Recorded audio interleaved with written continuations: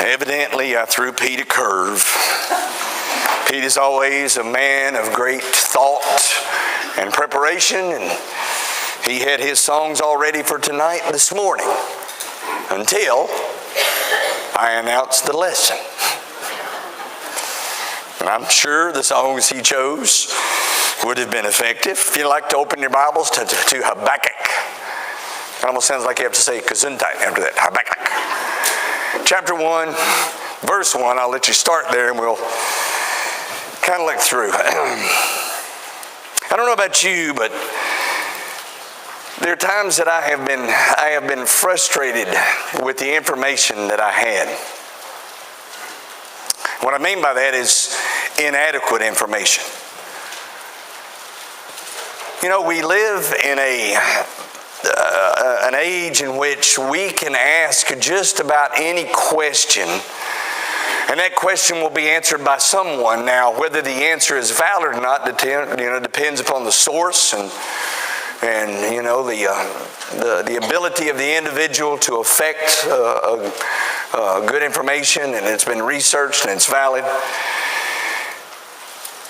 But in over the last several years especially, I have noticed something, and my intention tonight is to try to give some answers that God never gave about himself, but that I have gleaned through study.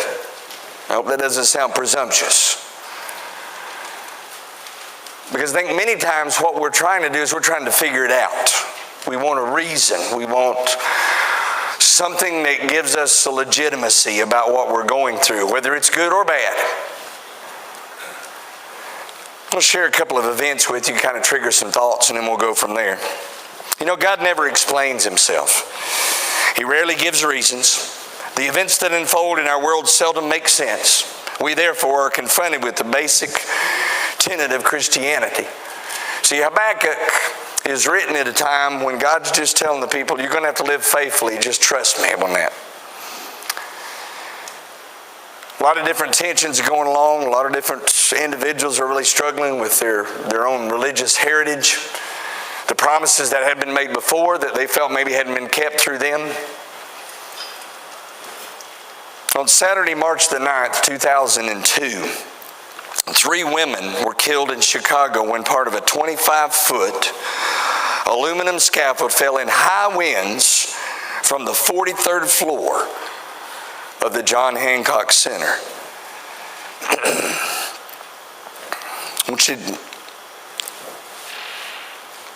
25-foot aluminum scaffold in high winds falling from a 43rd floor struck the cars in which these women were driving. Unsuspecting of any danger, when the incident occurred, the Chicago Tribune headline simply stated, "Tragedy at Hancock."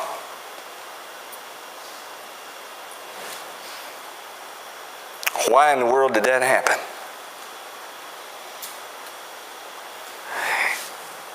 In a much larger scale, we had a similar feeling, a similar moment of September the 11th, several years ago. We see images. We interpret intent of individuals, but still can't come to any kind of a sensical reason why these events occur. One writer has said it this way, and I share his. Tragedy is hard to understand, hard to explain, and hard on faith. Some people lay the blame at the feet of God and become bitter and cynical toward him.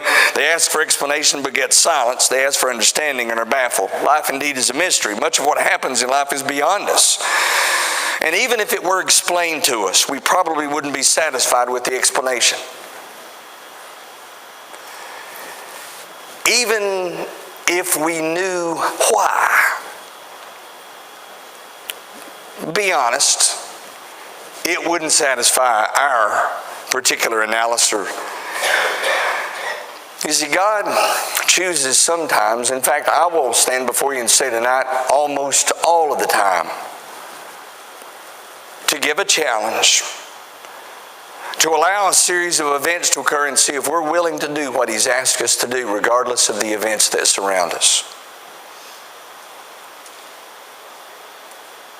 What does it mean in Habakkuk when he says the just shall live by faith? I want to start with you in chapter 1 and verse 1, and we're going to take a little journey through Habakkuk, and then I'm going to challenge you with 5 concepts that I believe are true to what I'm trying to communicate. I like the very first word in this, the burden which the prophet Habakkuk saw. Seen a burden lately? Felt one? Oh Lord, how long shall I cry, and you will not hear? Even cry out to you violence, and you will not save. Why do you show me iniquity and cause me to see trouble? For plundering and violence are before me. There is strife and contention arises. Therefore the law is powerless, and justice never goes forth. For the wicked surround the righteous. Therefore perverse judgment proceeds. Look among the nations and watch. Be utterly astounded. For I will work a work in your days which you would not believe, though it were told you. Hear what God's saying? That's God in verse 5. I'm sorry. He's responding to Habakkuk's, where you been, what you doing, things are pretty rough down here. Just thought you might want to know. We've been there.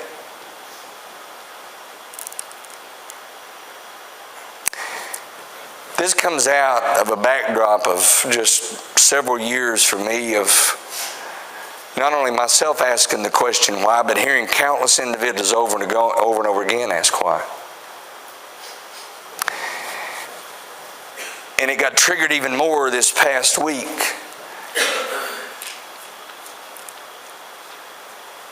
With a tragic death in Lenore, North Carolina, of a friend, a brother in Christ.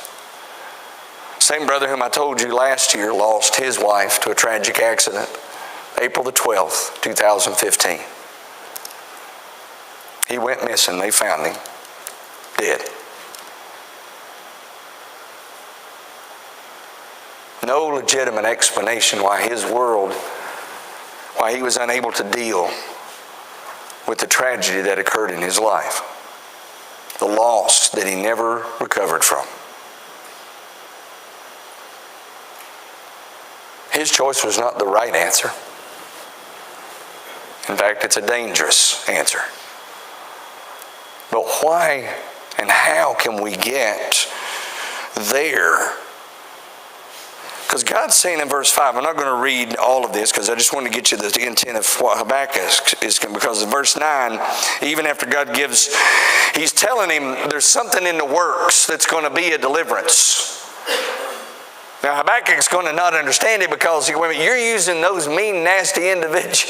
See, when he gives him the explanation, and I'm going to give you the quick version, Habakkuk then responds and says, you mean the way you're going to deliver us is use people worse than the people that are actually in charge of us right now? See, if I told you when God explains himself at times, we still go, but that's really not it, is it? Look at chapter 2 of Habakkuk, verse 1.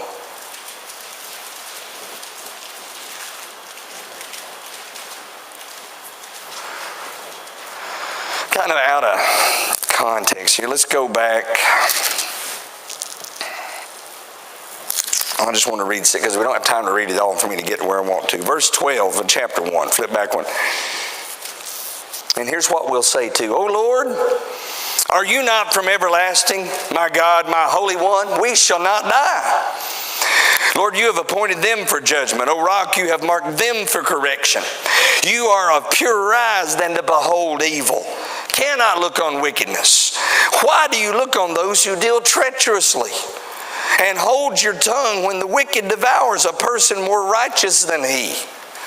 Why do you make men like fish of the sea, like creeping things that have no ruler over them? They take up all of them with a hook, they catch them in their net, they gather them in their dragnet. Therefore they rejoice and are glad.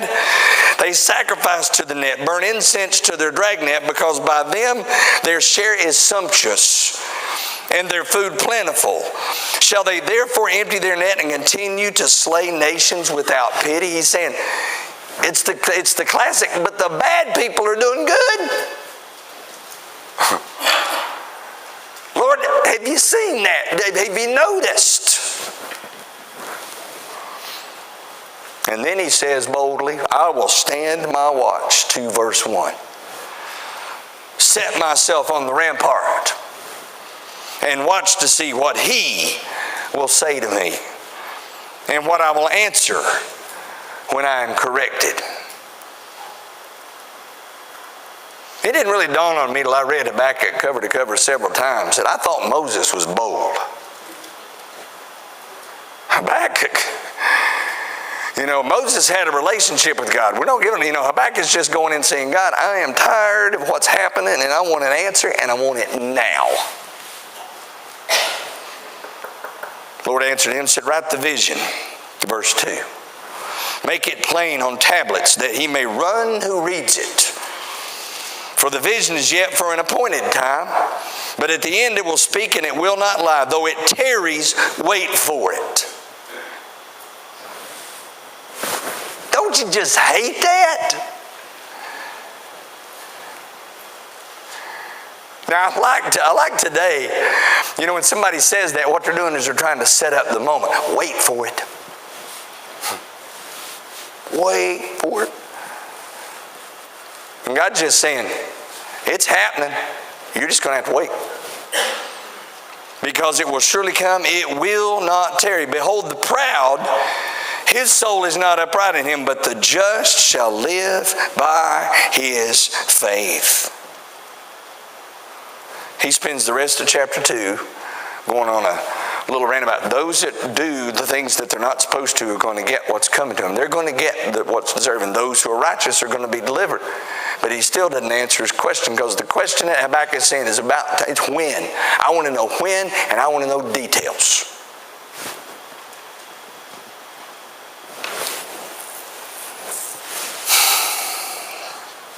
See if this is working. It's not working. Here we go. One more. So evidently I'm not working here.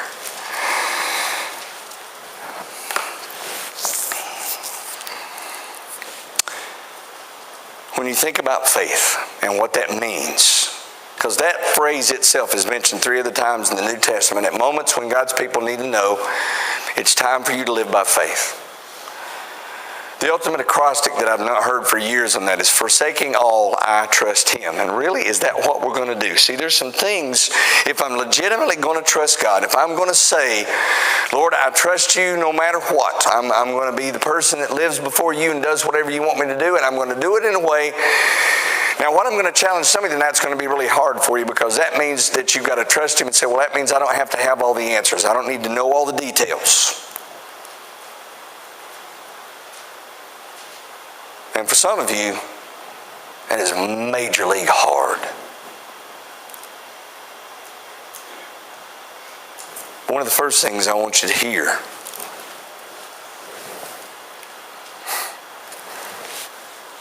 I'll go there in a minute. If you'll advance the next slide there for me, Brad, if not, thank you. Faith believes God is too wise to make a mistake. If I ultimately trust God, and God is perfect and good and just and righteous. See, the blame game with God's got to stop.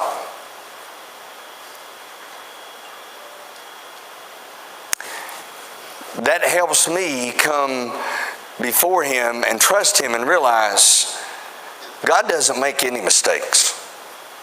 The mistakes that occur, the difficulties, the struggles, the disasters, any of those things that happen are a result of a flawed world, not a flawed God. You understand? Romans 8 goes into incredible great details explaining that. We don't live. We're no longer in Eden. Our ancestry decided way many years ago that that's not where I want to be. I don't want to be where everything makes sense and where it's perfect. I want to be somewhere where I don't know what's happening next. Really?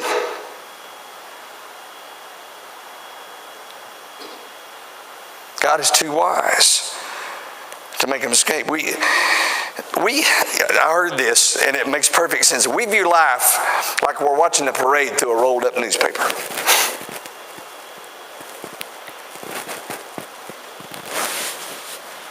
And what we see right in front of us, that's the only thing that makes sense. We don't see everything else that's occurring. And if we try to go back here, then we lose context of this. See, God sees the parade. And He's in absolute control of that parade in a flawed world. These words were found written on the wall of a concentration camp. They were in Corrie ten Boom's book. I believe in the sun, though it does not shine. I believe in love, even when it is not shown. I believe in God, even when He does not speak. I share that from the context. Do you remember the conversation that he and Job had in chapter 39? After Job had spent quite a few days listening to his friends and then finally kind of going and saying, I'm just wondering how things are and why they're this way. And all of a sudden he's asked a few questions. But at the ultimate analysis, God never gives him a legitimate answer as to why he has lost everything.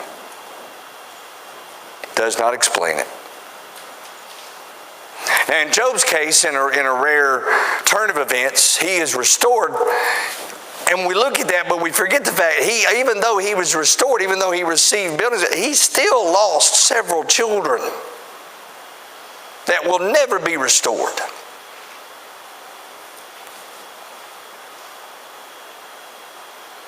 See, God does not make mistakes. And there's another concept of God I want to share with you. Faith believes God is too kind. It's already working. Sorry about that, but too kind to be cruel. Now, I understand the word cruel, okay? I'm not saying He's too kind to be just. That's the concept that way too many individuals have. When you talk about, he's too kind and he'll never punish, that's not what I'm saying. I'm saying He's too kind to be cruel. Peter says about our God, and to count that the long suffering of our Lord is salvation, not willing that any should perish, but that all might come to life. Not willing that any. I don't know about your concept, but on the day of judgment, when Romans 11 talks about, behold therefore the goodness and the severity of God, on those who are obedient goodness, on those who are disobedient severity. When it talks about Matthew 25, when He separates the sheep from the goats, even in any of those moments, I get this, as God says, depart from me, I never knew you. He doesn't do it with any kind of joy. He doesn't do that with any kind of gain. He does that with a broken heart. That he could not get through. You know how I know that? We have an episode of that occurs on the face of this earth. Remember what Jesus said to His disciples? If you have seen me, you've seen the Father. What about the episode in the garden?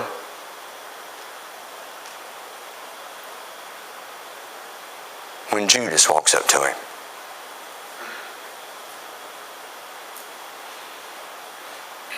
See, here are the moments that too much of me really, knowing what Judas was getting ready to do, walks up in the garden after having eaten dinner with me and after I'd washed his feet. Jeff said, you know what I can't tell you what I said to Judas.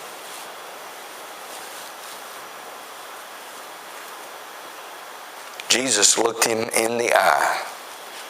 And this is a judgment, okay? The text doesn't say this.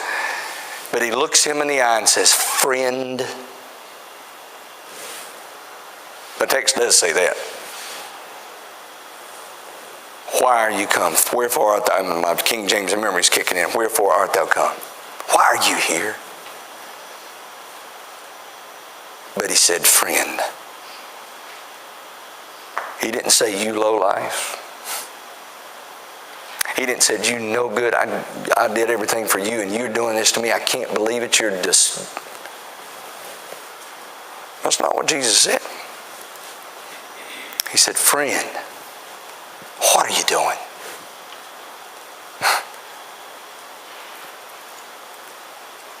You better, in a hurry, realize God is way too kind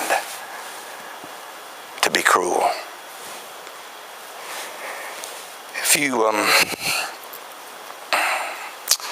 a marble fireplace in the Princeton University mathematics building, in original German is written this scientific credo. God is subtle, but he is not malicious.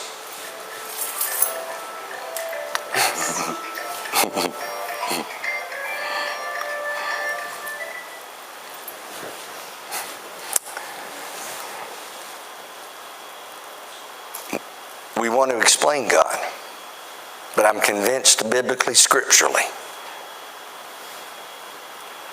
there's some concepts. Thirdly, faith believes that God always knows best and is best in his time. Always. You're already probably ahead of me because you know the text for this. We're either going to be in Habakkuk or Romans 8. And Romans 8 says, behold, A-L-L.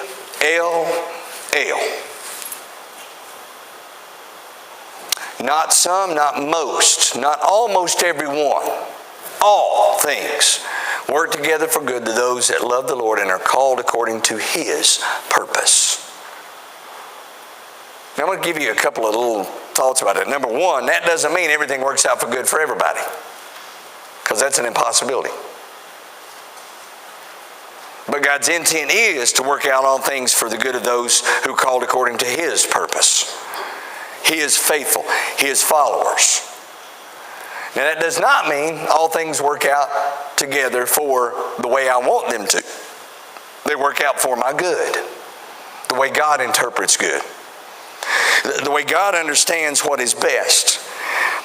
And God understands what is best in a way that you and I will never understand it, because when we analyze the situations and we look at the struggles and we go, well, you know, if I were doing this and if it was, I think it would work a lot better this way. This would make more sense. One of the greatest illustrations of that is told about an individual who saw a tiny butterfly inside the delicate covering and is watching it struggle, trying its best to break out of its captivity. Finally, the man became so frustrated that he decided to use this little razor blade to make a tiny slit in the side of the cocoon in order to free the struggling butterfly. Soon afterward, the butterfly was free and he felt like he had done something. Until moments later, the butterfly could not fly and died.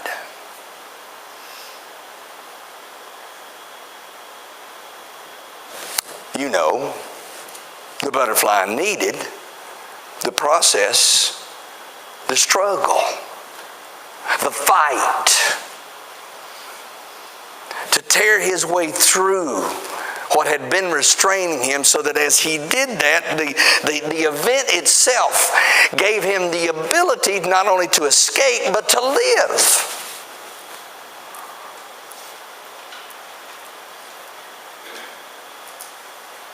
God is always knows what's best, and it's best in his time. Now here's the one I told you some of you are really going to struggle. Faith believes that God is in control and we can rest easy. But you go, whoa, wait, there's some big waves headed my way.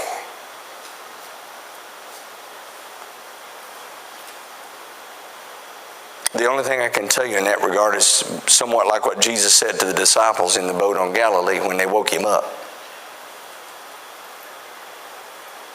I've always wondered if, because he's worn out, He's been working into the night, early in the morning. He's trying to get a nap. Now, it's in the middle of a storm, but he knows everything's okay. He can sleep through the storm. He was hoping they'd let him sleep through the storm. But they woke him. And do you remember what they said? "Oh, you of little faith, why did you doubt?" What were your doubts? We didn't doubt anything. You were with us. Well, we knew you could take care of this. Well, I've been here the whole time. Why did I have to be awake to take care of it? Now, he didn't say that.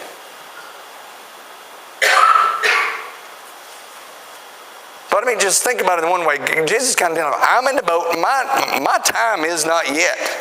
I'm not going to die here. If you're with me, most likely you're not going to die either. Let it go.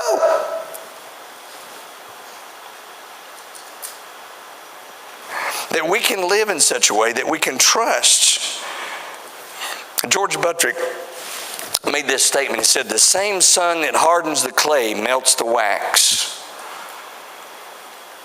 It's our choice whether we let inevitable suffering and misfortune of life harden us or soften us. We can choose to be hopeful or hopeless. We can decide which direction we're going to go. In Habakkuk chapter 3, and verse 1, before we get to the final thought.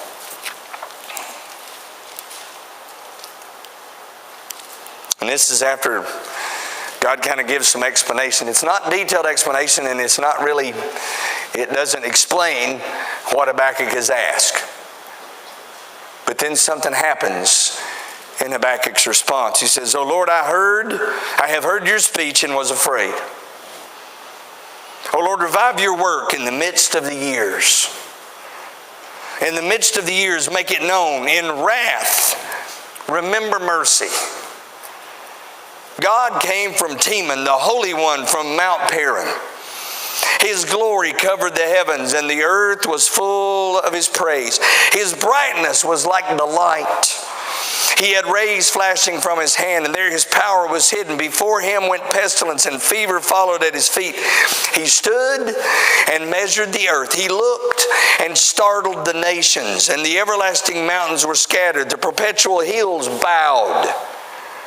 His ways are everlasting. I saw the tents of Cushan in affliction. The curtains of the land of Midian trembled. O Lord, were you displeased with the rivers? Was your anger against the rivers? Was your wrath against the sea, that you rode on your horses, your chariots of salvation? Your bow was made quite ready. Oaths were sworn over your arrows. You divided the earth with rivers. The mountains saw you and trembled. The overflowing of the water passed by. The deep uttered its voice and lifted its hands on high. The sun and the moon stood still in their habitation. At the light of your arrows they went, and the shining of your glittering spear. You marched through the land in indignation. You trampled the nations in anger. You went forth for the salvation of your people, for salvation with your anointed. You struck the head from the house of the wicked by laying bare from foundation to neck. You thrust through with His own arrows the head of His villages. They came out like a whirlwind to scatter me. Their rejoicing was like feasting on the poor in secret. You walked through the sea with your horses, through the heap of great waters. Look at this image. He sees it. Everything recognizes the presence of God. The very world in which we live.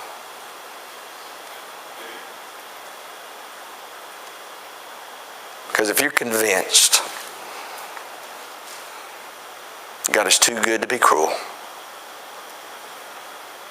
that He's always going to make the right choice, He cannot make a mistake.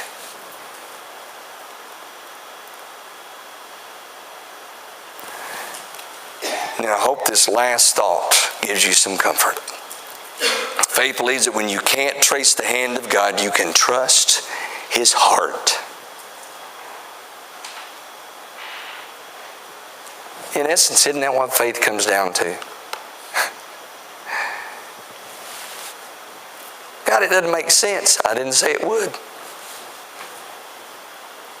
God, it's not fair. I never promised it would be.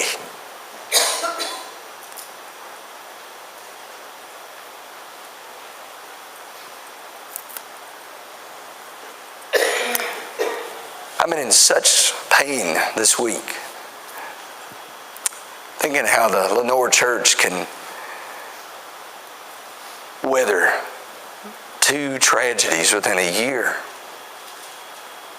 that make absolutely no sense. And the only answer, the only viable way to deal is to live by faith. To live by faith. What it does is what Habakkuk kind of closes with, verse 16 through 18. When I heard, my body trembled. My lips quivered at the voice. Rottenness entered my bones, and I trembled in myself that I might rest in the day of trouble. When he comes to the people, he will invade them with his troops. But what Habakkuk finishes with is where we've got to find ourselves. Though the fig tree may not blossom, and it's supposed to. That's why it's called a fig tree. Fig tree was never designed to just stand there as a tree. It was designed to blossom, but sometimes it's not going to. Nor fruit be on the vines. Sometime it'll blossom, not a thing will happen. Pretty flower, no fruit. Makes no sense. Though the labor of the olive tree may fail, and the fields yield no food, though the flock may be cut off from the fold, and there be no herd in the stalls, yet I will rejoice in the Lord. I will joy in the God of my salvation. The Lord is my strength. He will make my feet like deer's feet, and he will make me walk on the high hills.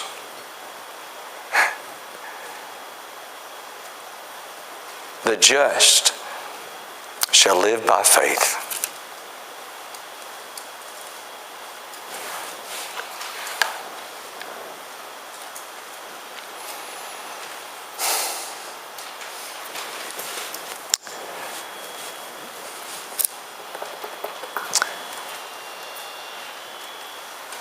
Talked to Rick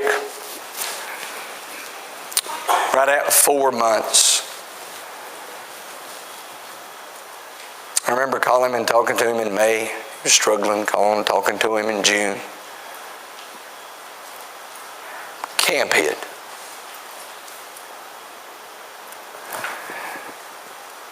Don't y'all know how all that goes? About September, I called him one last time, and it was one of the better conversations we'd had.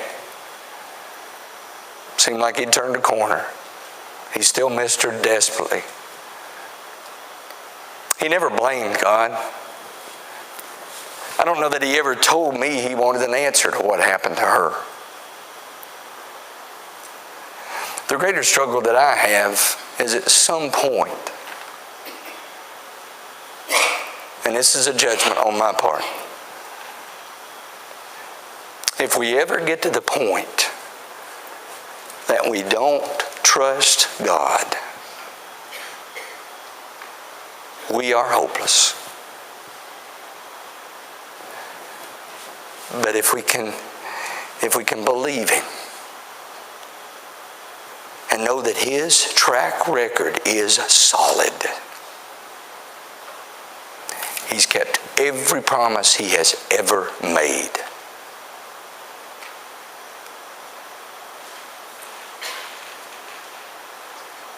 Forsaking all, I trust him. Is that where your faith is tonight? We live in an incredibly difficult, messed up, painful world. But it's possible.